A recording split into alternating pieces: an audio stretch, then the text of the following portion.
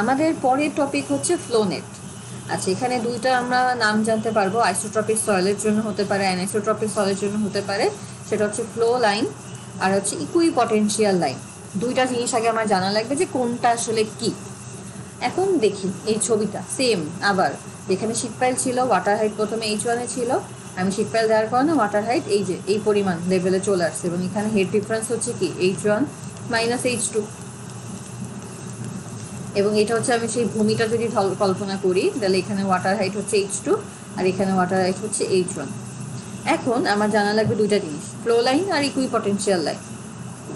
তাহলে সবার আগে আমি ফ্লো লাইনটা কি সেটা যদি একটু বলি। ফ্লো লাইন হচ্ছে আমার ওয়াটার পার্টিকেলগুলা আপস্ট্রিম থেকে ডাউনস্ট্রিম যে পারমিয়েবল সয়েলের ভিতরে যেই মানে পথ দিয়ে পাস করবে বা যে লাইন দিয়ে পাস করবে, সব লাইন দিয়ে কিন্তু পাস করবে না, তাই না? যেখানে যেখানে ফাঁকা আছে, ছিদ্র আছে, সেখান দিয়ে কিন্তু ওয়াটার পাস করবে। তো সেটাকে যদি আমি ইমাজিনারি একটা লাইন হিসেবে সয়েলে দেখাতে চাই, সেটা হচ্ছে সেই ফ্লো লাইন। তাই দেখেন, ফ্লো লাইন হচ্ছে এমন একটা লাইন, এটা কিন্তু অনেক সময় ছোট ছোট কোশ্চেন হিসেবে আসে যে ফ্লো লাইন কি, ইকুইপটেনশিয়াল লাইন কি। যেটা হচ্ছে ওয়াটার পার্টিকেল, মানে যেই পথ দিয়ে ওয়াটার পার্টিকেল ট্রাভেল করবে আপস্ট্রিম থেকে ডাউনস্ট্রিম, কোথায়? পারমিয়েবল সয়েল মিডিয়ামের ভিতরে, সেই লাইনটাকে আমরা ফ্লো লাইন বলি। তাহলে এখানে যদি দেখি, দেখেন এই লাইনটা হচ্ছে আমাদের ফ্লো লাইন, কারণ এখানে হচ্ছে ওয়াটারটা ফ্লো করতেছে। আচ্ছা, বা ওয়াটার আরও কোথায় ফ্লো করতে পারে? এই যে পারমিয়েবল পারভিয়াস যে ইমপারভিয়াস লেয়ার, ধরলাম কংক্রিটের লেয়ার, এর উপর দিয়েও কিন্তু ওয়াটারটা ফ্লো করে রাইট থেকে লেফটে চলে যাচ্ছে। অথবা এই যে এইখানে, এগুলো কিন্তু আমাদের সেই ফ্লো লাইন, যে হচ্ছে আমাদের ওয়াটারটা পাস করে যাচ্ছে শীট পাইলের একদম এই সাইড দিয়ে। তাহলে ফ্লো লাইন হচ্ছে এমন একটা লাইন যেখানে ওয়াটার পাস করে আপস্ট্রিম থেকে ডাউনস্ট্রিম। এরপরে আমাদের হচ্ছে অপশন হচ্ছে, এটা লাল কালার দিয়ে বুঝলাম, এখন যদি সবুজ কালার দিয়ে একটু দেখে, ইকুই পটেনশিয়াল লাইন। এটা কি? এটা হচ্ছে আমি পিজোমিটার রাখবো, এবং পিজোমিটার রেখে আমাদের যেই পয়েন্টগুলোতে আমি পটেনশিয়াল হেডকে সেম পাবো, মানে কি আমি যেই পয়েন্টে পি বাই গামাকে সেম পাবো, ধরলাম আমি যখন পিজোমিটারকে এই পয়েন্টে রাখলাম তখন, এবং এই পয়েন্টে যখন রাখলাম, বোথ কেসে হচ্ছে আমার পি বাই গামার ভ্যালুটা বেশি। আমি যদি মানে সেম, আমি যদি এখানে রাখতাম আমার এই পিটর টিউবটাকে, তাহলে আমার উপরে চলে আসতো। কিন্তু আমি যদি নিচে রাখি, তাহলে আমার এই হাইটটা বা পি বাই গামা বা পটেনশিয়াল হেডটা বোথ কেসেই সমান। এরকম করে আমি যদি আরও পিটর টিউব রাখি এবং যদি আমি একটা লাইন আঁকি যেখানে আমাদের এই পটেনশিয়াল হেডটা প্রত্যেকটা পয়েন্টের সমান, তাহলে আমি একটা লাইন পাচ্ছি, দেখেন এই। তাহলে এই লাইনটাকে আমি বলতেছি হচ্ছে ইকুই পটেনশিয়াল লাইন, মানে ইকুয়াল পটেনশিয়াল আছে বা ইকুয়াল পি বাই গামা পিজোমিটারের যেখানে, সেটাই হচ্ছে আমাদের ইকুই পটেনশিয়াল লাইন। এখন এই দুইটা টার্ম অনেক ইম্পর্টেন্ট, এবং আমরা এই ফ্লো নেট মানে কি, ফ্লো এর জালি আঁকবো। এই জালিটার জন্য এই দুইটার কিছু বেসিক রুলস আছে যে আমরা কীভাবে আঁকবো। তাহলে দেখেন তো, এই যে আগের ছবিটার পরের ছবিটা যদি একটু দেখি, এখানে ওরা এই ফ্লো লাইন এবং হচ্ছে ইকুই পটেনশিয়াল লাইনটা আঁকছে।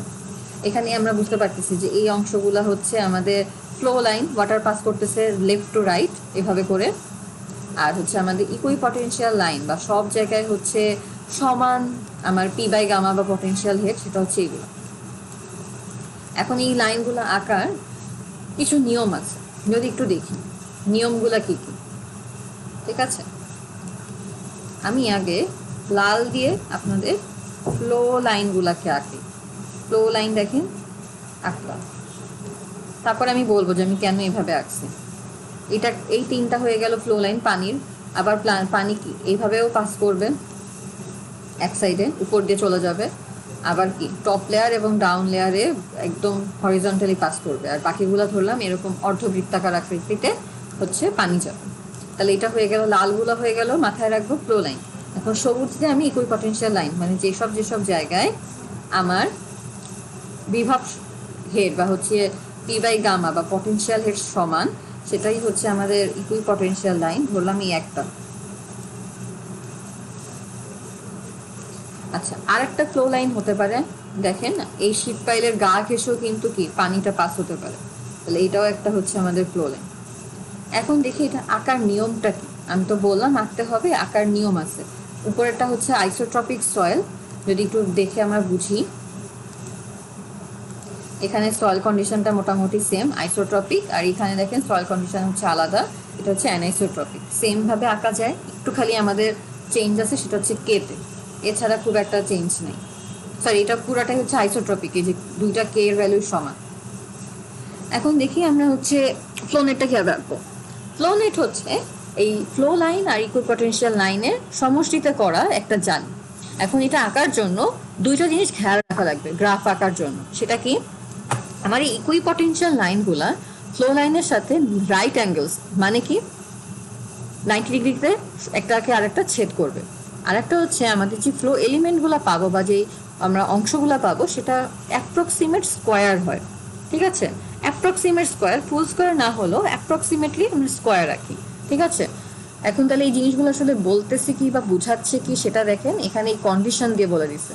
পরীক্ষায় কিন্তু অনেক সময় আসে যে এমন একটা ছবি দিয়ে আমাকে হচ্ছে ফ্লো লাইন তারপর ইকুইপটেনশিয়াল লাইন কিভাবে আঁকবো এগুলা ব্যাখ্যা করো, কোনটা কি। তাহলে কিন্তু এই 4টা কন্ডিশন কিন্তু সেটার অ্যান্সার, এবং এখানে নামকরণও বলে দিচ্ছে। ঠিক আছে, আমি জাস্ট ওইভাবে ধরে ধরে বুঝাচ্ছি না, আমি যদি নর্মালি একটু আপনাদেরকে বুঝে। প্রথমে আমরা প্রথম কন্ডিশন হচ্ছে কি বলছে, প্রথম কন্ডিশন বলছে যে আমার ফ্লো লাইন এবং ইকুইপটেনশিয়াল লাইন একটার সাথে আরেকটা 90 ডিগ্রিতে ছেদ করবে।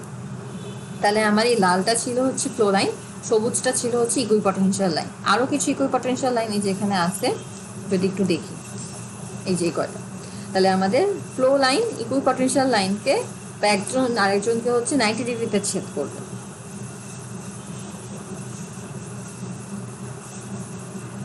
তাহলে দেখি, এটা দেখেন, এই ইকুইপটেনশিয়াল লাইন আমার ফ্লো লাইন, নিচে আছে লাল কালারের হচ্ছে ফ্লো লাইন, এটার এই অ্যাঙ্গেলটা হচ্ছে 90 ডিগ্রি। মোটামুটি আমরা যখন আঁকবো 90 ডিগ্রি, প্রত্যেকটা এই ভ্যালুগুলো হবে হচ্ছে 90 ডিগ্রি কোণে। এবং দেখেন এই যে এখান থেকে যে বের হচ্ছে, এটাও এই লাল কালারটাও কি আমার হচ্ছে ফ্লো লাইন। তাহলে এই প্রত্যেকটা পয়েন্ট আমার এই ইকুইপটেনশিয়াল যে লাইনটা, সবুজ লাইনটা প্রত্যেকটা লাল পয়েন্টকে যখন ছেদ করতেছে তখন সেখানে 90 ডিগ্রি কোণ করতেছে। ঠিক আছে, সেটাই বলছে প্রথম কন্ডিশন। তাহলে দেখেন প্রথম কন্ডিশনে বলতে 90 ডিগ্রিতে ছেদ করবে, এবং হচ্ছে আমার যে এলিমেন্ট সেটা অ্যাপ্রক্সিমেট স্কোয়ার। এলিমেন্ট বলতে কি বোঝাচ্ছে, এলিমেন্ট বলতে বোঝাচ্ছে এই যে এই অংশটা হচ্ছে একটা এলিমেন্ট। তাহলে এটা পুরোপুরি স্কোয়ার না হলে অ্যাপ্রক্সিমেট এই এলিমেন্টগুলো স্কোয়ার। এটা আমাদের 1 নাম্বার এলিমেন্ট, এটা 2 নাম্বার, এটা 3 নাম্বার, এটা 4 নাম্বার এলিমেন্ট, এটা ধরলাম 5 নাম্বার এলিমেন্ট। প্রত্যেকটা এলিমেন্ট আমার বললাম কি অ্যাপ্রক্সিমেটলি স্কোয়ার হবে, পুরাপুরি না হলেও, এবং 90 ডিগ্রিতে একজন আরেকজনকে ছেদ করবে। তাইলে এখন আমি একটু এই 4টা কন্ডিশনে চলে যাই। প্রথম কন্ডিশনে বলছে দেখেন আপস্ট্রিম এবং ডাউনস্ট্রিমে আমার এ বি আর ডি হচ্ছে ইকুইপটেনশিয়াল লাইন। তাই দেখেন আমাদের এ বি আর ডি হচ্ছে ইকুইপটেনশিয়াল লাইন। ইকুইপটেনশিয়াল লাইনকে যদি আমি সবুজ দিয়ে বোঝাই, মানে এই প্রত্যেকটা পয়েন্টে আমি যদি হচ্ছে পিজোমিটার ধরি সেম লাইনে হবে ইকুইপটেনশিয়াল লাইন। তারপর আর কি বলছে, আমার এ বি আর ডি যেহেতু ইকুইপটেনশিয়াল লাইন, আমার ফ্লো লাইনগুলা 90 ডিগ্রিতে বা হচ্ছে রাইট অ্যাঙ্গেলসে ইন্টারসেক্ট করবে। তাহলে দেখেন আমার এই পয়েন্টে প্রত্যেকটা ভ্যালু হচ্ছে 90 ডিগ্রি হবে, সেটা বলছে।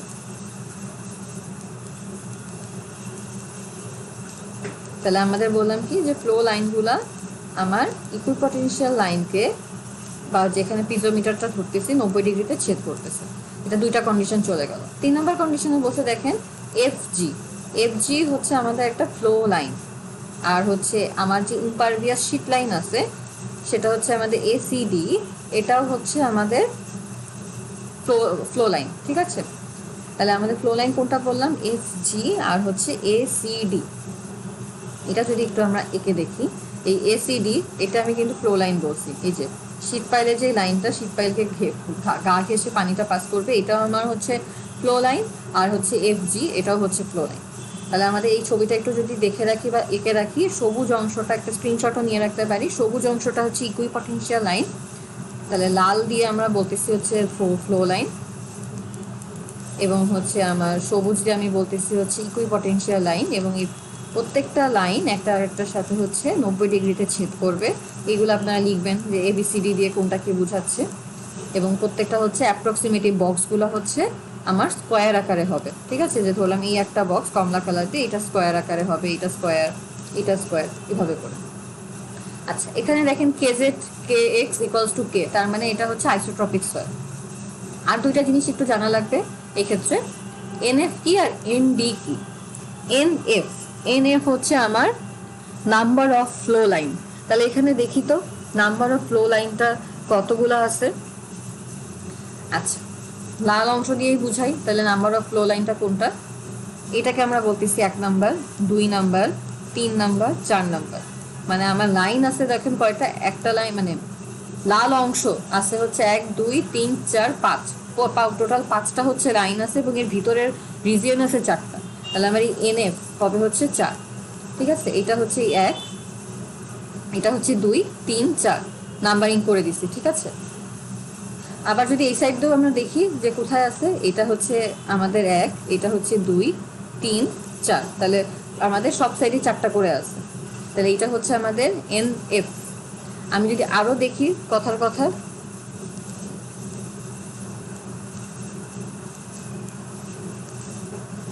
তাহলে দেখেন এটা হচ্ছে 1 নাম্বার, এটা হচ্ছে আমার 2 3 4। ঠিক আছে, এই একটা উপরের অংশ গেল, নিচের অংশ গেল। আবার যদি এখানে ধরি, এখানে 1 আছে, 2 আছে, 3 আছে, 4 আছে, সেম ভাবে 1 2 3 4। তাহলে এইগুলো হয়ে গেল আমার ফ্লো লাইন এন এফ। আচ্ছা, এরপরে আমি যদি বলি যে হচ্ছে আমার এনডি। এনডি আসলে কি? এনডি হচ্ছে নাম্বার অফ ড্রপ। তার মানে কি বোঝাচ্ছে, আমার প্রত্যেকটা এই ইকুইপটেনশিয়াল লাইনে কি কতখানি বা কয়টা করে ড্রপ পড়ে গেছে। ঠিক আছে, কয়টা করে ড্রপ পড়ছে সেটা বোঝাচ্ছে। তাহলে সেটা যদি একটু আমি দেখাই, নাম্বার অফ ড্রপগুলা কতগুলা, 1 2 3 4 5 6। এটা হচ্ছে এনডি। মানে আমার এই ইকুইপটেনশিয়াল লাইন, মানে এই একটা পয়েন্ট, এই একটা point, 2 3 number point, 4 number, 5 number, 6 number, 7 number, এই টোটাল 7টা পয়েন্টে আমি পিজোমিটার দিছি। এবং এই 7টা পয়েন্টে পিজোমিটার দেওয়ার ফলে আমার প্রত্যেকটা অংশে একটা ড্রপ হয়েছে। এখানে একটা ড্রপ, 2টা ড্রপ, 3টা ড্রপ, 4টা ড্রপ, 5টা, 6টা। কারণ আমি কি জানি, যখন 7 জন দাঁড়াই মাঝের গ্যাপটা কিন্তু 6টা থাকে, আর আমার ড্রপ হচ্ছে 6টা। আর আমার ফ্লো লাইনটা কোনটা ছিল, এটা হচ্ছে আমার ইকুইপটেনশিয়াল লাইন। আর আমি যদি একটু হলুদ অংশ দিয়ে আমাদের ফ্লো লাইনটা দেখাই, 1 হচ্ছে ফ্লো লাইন, 2 হচ্ছে ফ্লো লাইন, 3 হচ্ছে ফ্লো লাইন, 4 হচ্ছে ফ্লো লাইন। আবার দেখেন 1 2 3 4, এগুলো হচ্ছে আমাদের এনএফ বা ফ্লো লাইন বা নাম্বার অফ ফ্লো। আর এনডি লাল কালার দিয়ে দেখালাম। সেম ভাবে দেখেন এটার জন্য আসবে 1 2 3 4, 1 2 3 4, এভাবে করে প্রত্যেকটার জন্য 4টা করে ফ্লো লাইন আসবে, 6টা হচ্ছে আমার ড্রপ। এটা বুঝছি।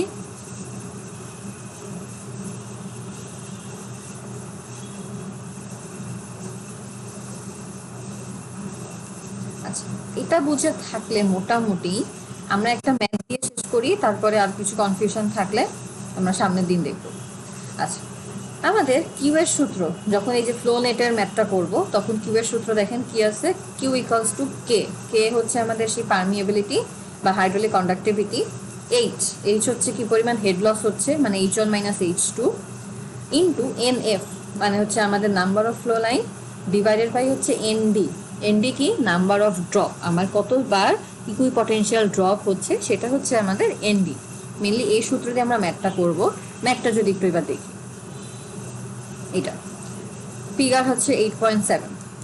আইসোট্রপিক সয়েলের জন্য আমাদের যদি বলা হয় ফ্লো বের করতে, কোন জায়গায় বিভব কিরকম সেটা বের করতে, সেটা যদি একটু বের করতে চাই, নর্মালি আমাদের এখানে ড্রয়িং করেই দেওয়া আছে যে এই ছবিটা। বাট আগে হচ্ছে এরকমও হতো যে এই ড্রয়িং কিভাবে করতেছে এই লাইনগুলা, সেটার একটা নিয়ম আছে যে আমরা একদম এটাকে চেষ্টা করব যতটা সম্ভব স্কোয়ার হয়, স্কোয়ার যদি না হয়, যদি রেক্ট্যাঙ্গেল হয়, তাহলে এই ভ্যালুগুলা কত, এই জিনিসটা বের করার একটা বিষয় আছে, সেখানে অলরেডি যে বের করে দিছে।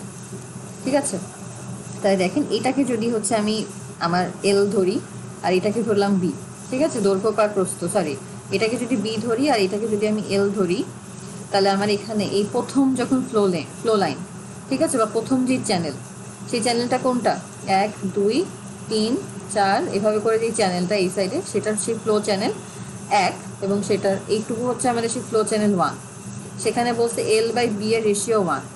যখন আমার ফ্লো চ্যানেল এই সেকেন্ডটা, তখন আমাকে বলে দিছে এই ভিতরে ফ্লো আমার হচ্ছে দেখেন এল বাই বি এর রেশিও 1।